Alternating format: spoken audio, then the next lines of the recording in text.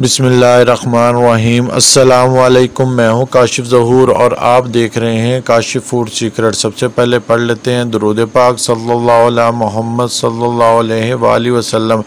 आज हम बनाएंगे कराची हलवा, जिसे बम्बई हलवा भी कहा जाता है। बहुत टेस्टफुल बनता है और बहुत आसानी के साथ घर पर तैयार हो जाता है। बस थोड़ा सा कॉर्नफ्लोर और चीनी इस्तेमाल होती है और ढेर सारा बनकर तैयार हो जाता है। देखिए, मैंने 100 ग्राम कॉर्नफ्लोर ले लिया। इसे खुले बर्तन में ले लूँगा और 1 कप मैं बीच में पानी शामिल कर इसका एक अच्छा घोल बना लूँगा। हमने पहले से ही ये घोल बना कर रख लेना है।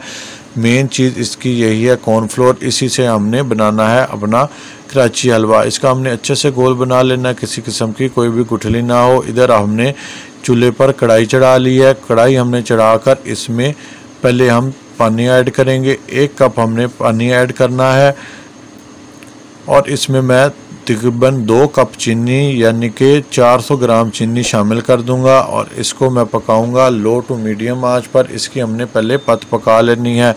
इसकी पकाई पर ही टाइम लगता है, लेकिन आपने इस बात का ख्याल रखना है कि मीडियम आंच हो या लो टू मीडियम आंच, इससे ज़्यादा आपने आंच नहीं करनी। देखें, चीनी हमारी मेल्ट हो गई है। इधर मैंने कुछ चीज़ें ले ली हैं। अब 2 टेबलस्पून मैंने खरबूजे के बीज ले लिए, 1 टेबलस्पून खसखस, 1 नींबू का रस और तकरीबन 70 से 80 ग्राम घी ले लिया। ये चीज़ें हम बीच में शामिल करेंगे। इसके अलावा ड्राई फ्रूट आप अपनी मर्ज़ी के मुताबिक डाल सकते हैं, जौन से भी आपके पास अवेलेबल हो, जौन से भी आप डालना चाहें। चीनी हमारी अच्छे से मेल्ट हो गई।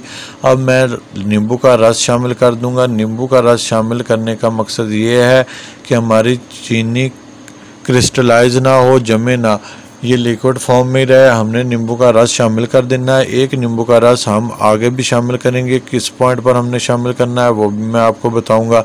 चीनी की मैं पत पका लूँगा। तकरीबन 1 तार की पत मैंने पकानी है, 1 तार की चाशनी पकानी है। ये देखें ड्रॉप्स आखिरी कितना स्टिकी हो गया है। बस अब मैं इस पॉइंट पर थोड़ा सा शीरा निकाल कर रख लूँगा और बाकी शीरे का प्रोसीजर आगे शुरू करूँगा। इतना हमने शीरा निकाल कर रखना है। इसका आगे क्या करना है मैं बताता हूँ आपको।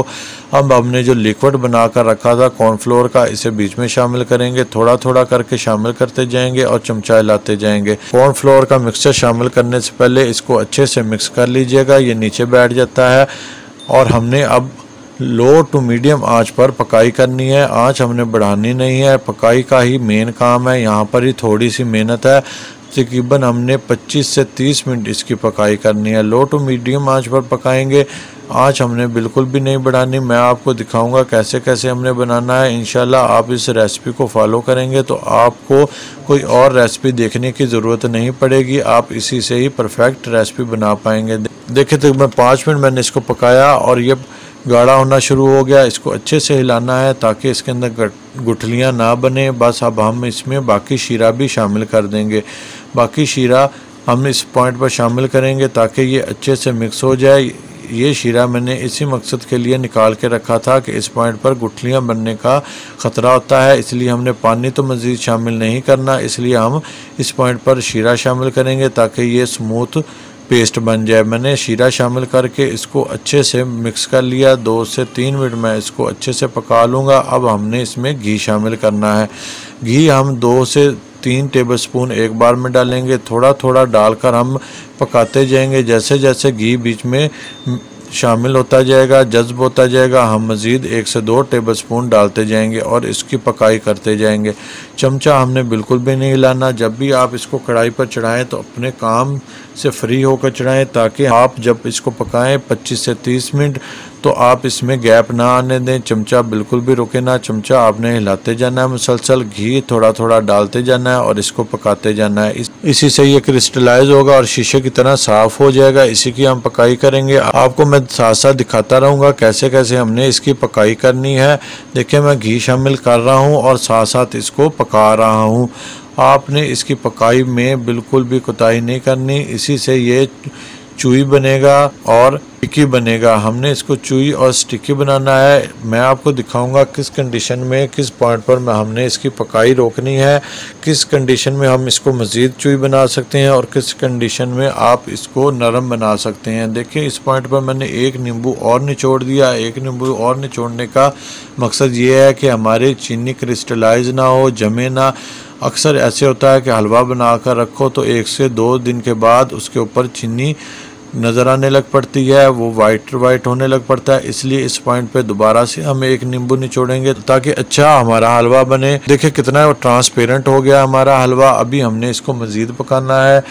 आप देखते जाएं, जितना ये ट्रांसपेरेंट होगा उतनी अच्छी मतलब इसकी पकाई हो रही है। अब मैंने इसमें थोड़े से खरबूजे के बीज डाल देने हैं, गार्निशिंग के लिए थोड़े से बचा लूँगा। 2 टेबलस्पून मैंने खरबूजे के बीज लिए थे और तकरीबन 1 टेबलस्पून मैंने अजवाइन ली थी, उसमें से भी मैं थोड़ी सी बचा लूँगा ऊपर गार्निशिंग के लिए। अब हमने फूड कलर डालना है। मैं ऑरेंज फूड कलर डाल रहा हूँ, आप कोई सा भी डाल सकते हैं, ग्रीन, रेड, येलो, कोई सा भी आप डाल सकते हैं। देखें इसको मैंने अच्छे से मिक्स करके अभी और मज़ीद पकाई करनी है। तकरीबन 25 से 27 मिनट हो गए हैं हमें इसे पकाते हुए। मज़ीद मैं 5 मिनट इसको और पकाऊंगा। इसी तरीके से मैं सारे फूड कलर को अच्छे से शामिल कर लूँगा, मिक्स कर लूँगा। ये कुछ बादाम थे 7 से 8, इनको मैंने मोटा मोटा काट लिया, शामिल कर दिया। आप अपनी मर्ज़ी से ड्राई फ्रूट और भी डाल सकते हैं, मेवा, काजू, पिस्ता को जो से भी आपके पास अवेलेबल हो आप डालें। जितने ज़्यादा ड्राई फ्रूट हों ये उतना ही अच्छा लगता है, उतना मज़ेदार बनता है। देखिए माशाल्लाह कितना स्टिकी हो गया है और कितना बेहतरीन कलर आया है। हमने इसी तरीके से इसकी मज़ीद 2 से 3 मिनट और पकाई करनी है। पकाई में आपने कोताही नहीं बरतनी। बस मैं इस पॉइंट पर अब इसका फ्लेम ऑफ कर दूंगा। अच्छे से पकाई हो चुकी है, आपको मैं दिखाता हूँ ये कितना स्टिकी बना है। हमने इसका फ्लेम ऑफ कर दिया हुआ है। अब मैं इसे डिश आउट करता हूँ और आपको दिखाता हूँ कि कैसे डिश आउट करना है और कैसे इसकी कटिंग करनी है।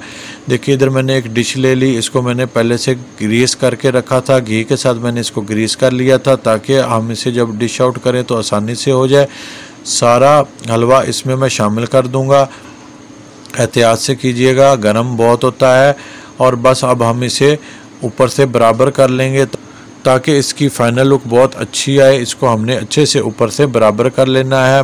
अब हमने वो चीज़ें डाल लेनी जो हमने बचा कर रखी हुई थी। खरबूजे के बीज मैं ऊपर डाल लूँगा और खसखस मैं ऊपर डाल लूँगा। खरबूजे के बीज और खसखस इस रेसिपी की जान है, ये इस रेसिपी को 4 चांद लगा देती है। देखने में भी अच्छी लगती है और जायके में भी, और वैसे भी सेहत के लिए भी बहुत अच्छी चीज़ है। ऊपर से मैं एक दफ़ा फिर टैप कर दूंगा ताकि ये अच्छे से ऊपर जम जाए, उतरे ना। अब मैंने इसको आधे घंटे के लिए रेस्ट के पे रख दिया, ठंडा हो गया। अब मैं इसे डिश आउट कर लूँगा और साइडों से मैं छुड़ा लेता हूँ और मैं आपको दिखाता हूँ कितनी आसानी के साथ ये डिश से निकल आएगा, क्योंकि हमने डिश को पहले से ही ग्रीस करके रखा था। देखिए माशाल्लाह कितनी प्यारी लुक आई है। ये बैक साइड है। अब हम इसको पलटा लेंगे, मैं आपको दिखाता हूँ ये कितना ज़बरदस्त बना है, कितना बेहतरीन बना है। देखें माशाल्लाह मेरे अल्लाह ताला की नेमतों में से एक नेमत, जितना शुक्र अदा करें उतना ही कम है।